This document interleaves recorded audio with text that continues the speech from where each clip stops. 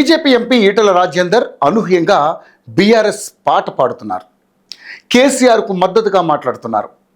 ఆయన బీఆర్ఎస్ పార్టీని పొగుడుతూ కాళేశ్వరం కమిషన్ విషయంలో కేసీఆర్కు అండగా ఉంటూ మీడియా ప్రకటనలు చేస్తున్నారు, ఇంటర్వ్యూలు ఇస్తున్నారు. కమిషన్ ముందు ఇచ్చిన వాంగ్మూలం కూడా హైలైట్ అయింది.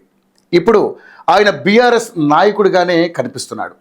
అన్యాయంగా సంబంధం లేకపోయినా కూడా బట్టకాల్చి మీదేసి బదనాం చేసే ప్రయత్నం ఇలా రేవంత్ రెడ్డి సర్కార్ కూడా అట్టే చేస్తున్నట్టు కనపడుతుంది.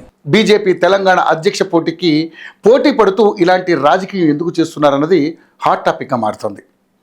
ఈటల రాజేందర్ చాలా వ్యూహాత్మకంగానే బీఆర్ఎస్ కేసీఆర్ అనుకూల కామెంట్లు చేస్తున్నారన్న అభిప్రాయం వినిపిస్తుంది.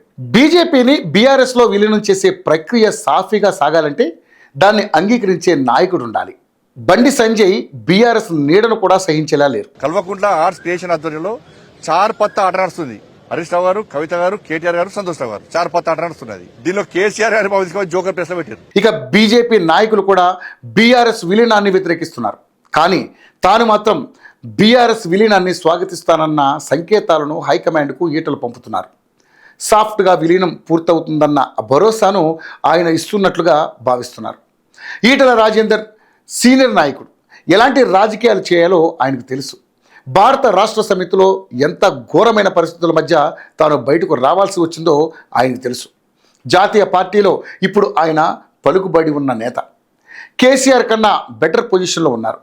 ఇప్పుడు మళ్ళీ తనను గెంటేసిన పార్టీలోకి వెళ్లాల్సిన అవసరం లేదు, వెళ్ళరు కూడా. చాలామంది కాళేశ్వరం వాంగ్మూలం తర్వాత ఈటల బీఆర్ఎస్ పార్టీలోకి వెళ్తారని ప్రచారం చేస్తున్నారు.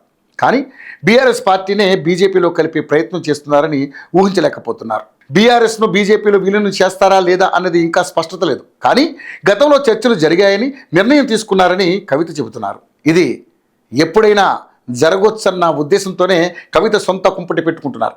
కానీ ఇంకా బీజేపీ హైకమాండ్ నుంచి ఎలాంటి స్పందన లేదు. వారు వ్యూహాత్మకంగా ఉంటారు, సమయం చూసి నిర్ణయం తీసుకుంటారు. బీఆర్ఎస్ను విలీనం చేసుకోవాలనే ప్లాన్ ఉంటే ఈటల రాజేందర్నే అధ్యక్షుడిగా నియమిస్తారని అనుకోవచ్చు.